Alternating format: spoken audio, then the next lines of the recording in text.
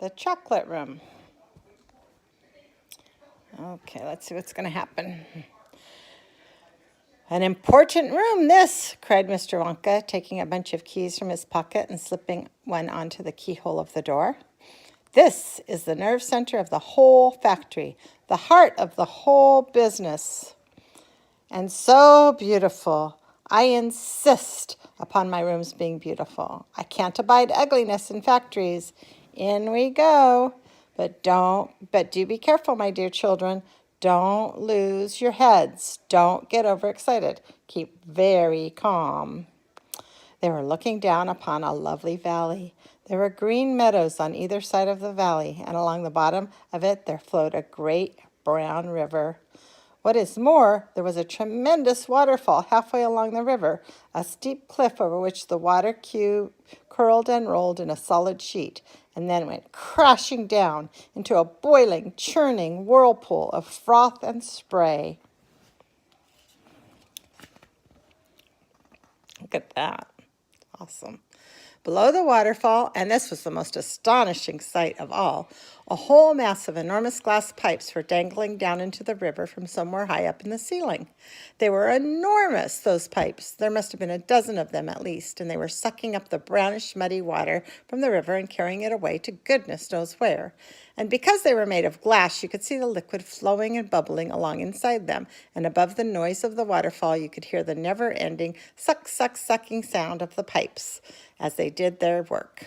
Graceful trees and bubbles were growing along the riverbanks, weeping willows and alders and tall clumps of rhododendrons with their pink and red and mauve blossoms. In the meadows, there were thousands of buttercups.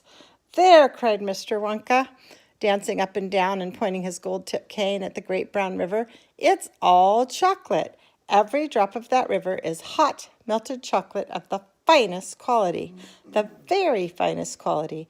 There's enough chocolate in there to fill every bathtub in the entire country and all the swimming pools as well. Isn't it terrific? And just look at my pipes. They suck up all the chocolate and carry it away to all the other rooms in the factory where it is needed.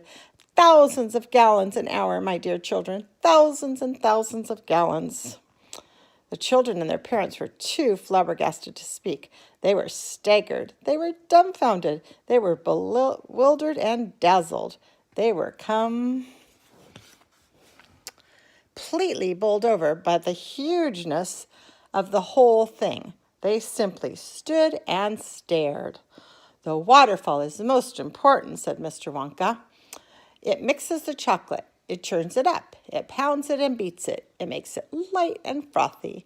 No other factory in the world mixes its chocolate by waterfall, but it's the only way to do it properly. The only way. And do you like my trees? He cried, pointing out with his stick. And my lovely bushes? Don't they look pretty? I told you I hated ugliness. And of course they are all edible. All made of something different and delicious. And do you like my meadows? Do you like my grass and the buttercups? The grass you're standing on, my dear little ones, is made of a new kind of soft, minty sugar that I've just invented. It's called Swudge. Try a blade, please do. It's delectable. Automatically, everybody bent down and picked one blade of grass. Everybody, that is, except Augustus Gloop, who took a handful. And Violet Beauregard, before tasting her blade of grass, took the piece of world record-breaking chewing gum out of her mouth and stuck it carefully behind her ear. Isn't it wonderful, whispered Charlie. Hasn't it got a wonderful taste, said Grandpa. Hasn't it got a wonderful taste, Grandpa? I could eat the whole field, said Grandpa Joe, grinning with delight. I could go round on all fours like a cow and eat every blade of grass in the field. Try a buttercup, cried Mr. Wonka. They're even nicer. Suddenly, the air filled with screams of excitement. The screams came from Veruca Salt. She was pointing frantically at the other side of the river. Look, over there, she screamed. What is it? He's moving. He's walking. It's a little person. It's a little man down there below the waterfall. Everybody stopped picking buttercups and stared across the river. She's right, Grandpa, cried Charlie. It is a little man. Can you see him? I see him, Charlie, said Grandpa Joe excitedly. Now everybody was staring and started shouting at once. There's two of them. My gosh, so there is. There's more than two. There's 1, 2, 3, 4, 5. What are they doing? Where did they come from?